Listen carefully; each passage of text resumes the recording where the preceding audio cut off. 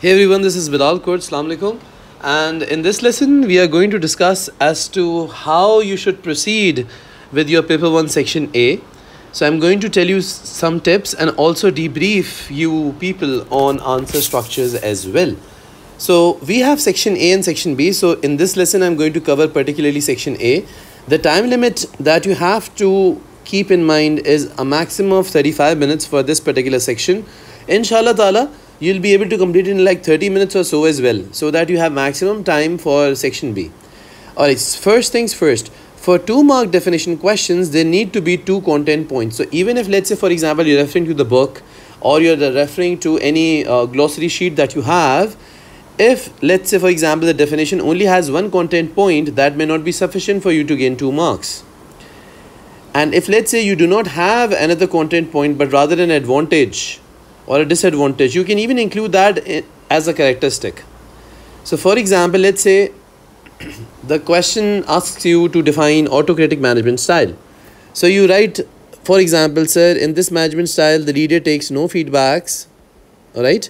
The leader takes no feedbacks, and there is one-way communication where the order is basically instructed and the workers are expected to comply. Now you cannot think of, let's say, any other characteristic. So what you can do is you can give an example, but make sure that the example contains a new content point. Only then it will be rewarded. But first, the example needs to be followed by a correct definition. So if your definition is incorrect, no matter how good the example is, you won't get marks. So for example, you mention an example, let's say that in a restaurant, if there is, let's say, a customer who is dissatisfied because he received the wrong meal or cuisine after waiting for a long period of time, and there seems to be a disturbance and the customer throwing a tantrum. So in this case, the manager would need to act quickly because he is the person in authority without taking discussions from the workforce, since time is very less. And an autocratic approach will be useful. So now what I have done is I have basically given an advantage that autocratic is suitable where time is less. So I'm giving a new characteristic, but with the help of an example as well. You can even give an example, or you can even include it generally as a characteristic. That's up to you.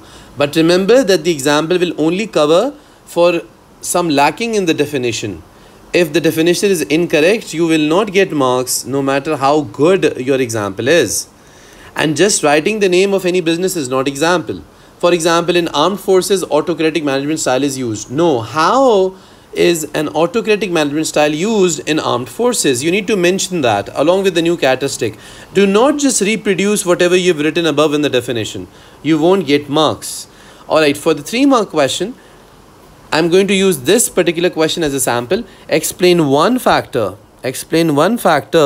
of production needed for business activity. So you have land, you have labor, you have capital, and you have enterprise. You can choose any one. But what would be your structure? You'll first identify.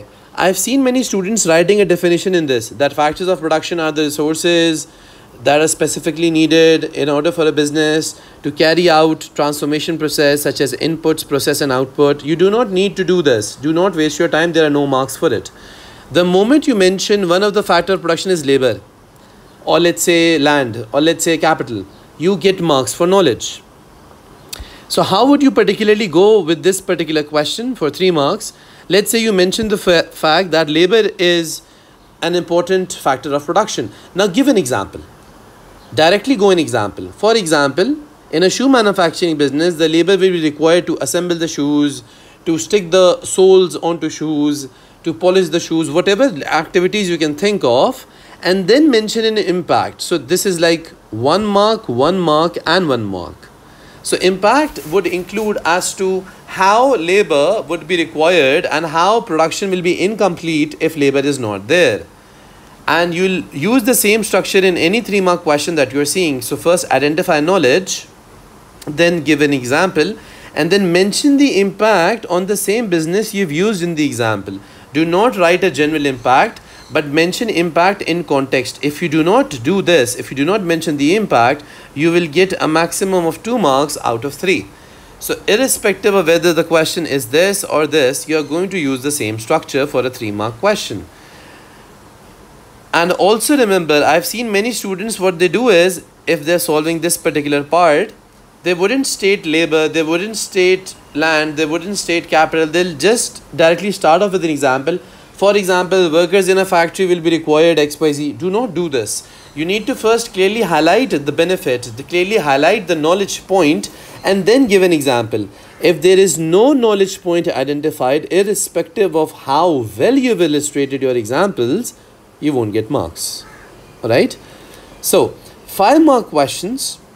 5 mark questions asks you to analyze one possible impact on a business. So this is your focus of analysis, which means that your impact needs to highlight the consequence on businesses, which can also mean the owners, of operating at below maximum capacity. Remember that the examiner may not use the same terms and may use synonyms. So if you talk about spare capacity, for example, if you have a place of 4 classrooms and you're just taking 1 class and the 3 rooms are vacant, this means that you have basically a 25% capacity utilization rate, or you're operating below maximum capacity. Now in this case, if you're operating below maximum capacity, you'll be producing lesser units. So for example, if you have a rent that is, I'm assuming that is 40,000. So had you been taking classes in like all 4 classrooms, your rent would have been 10k per room. But since only 1 class is being taken, your entire rent of 40,000 is being applied onto this room. So your fixed costs are not being spread over a larger number of units. And also if you talk about maximum operating below maximum capacity, you will be ordering lesser raw materials. When you'll be ordering lesser raw materials in a manufacturing business, you'll be losing the discounts that you can gain from bulk purchases. So that is also a scenario where you will be facing increased cost. So since the question asks for one possible impact, you mention, sir, there will be increased cost. Now go for 2 further reasons as to why increased cost will happen and the impacts they will carry. So can you give an example, please? Let's say, for example, you mentioned increased costs. Alright. Now you're going to mention 2 impacts of this. So for example, increased cost and the same thing that I just mentioned, that fixed costs are spread over lesser number of units. Then you mention an impact and can even continue with the chain, but make sure that you give an example with either this point or this point. It's up to you. Then your 5 mark answer will conclude. So in a 5 mark answer, remember, you'll make a paragraph in the same manner you do for a 3 mark. And then you'll make another paragraph in which you are just going to mention a point and mention an impact. That would suffice. Another example of the same question is that if you are operating below maximum capacity, you have spare workers, you have spare land, you have spare machines. So if there is an increase in demand that is sudden, so before your competitors, you can meet that particular sudden increase in demand. And that sudden increase in demand can stem from both your regular customers and your existing and your new customers as well. So you will be able to meet the sudden increase in demand, same scenario, same structure, that you are going to develop points and give example with at least 1 point. So this is basically for your 5 marks. And this is basically for the rest of the questions. I hope this helps.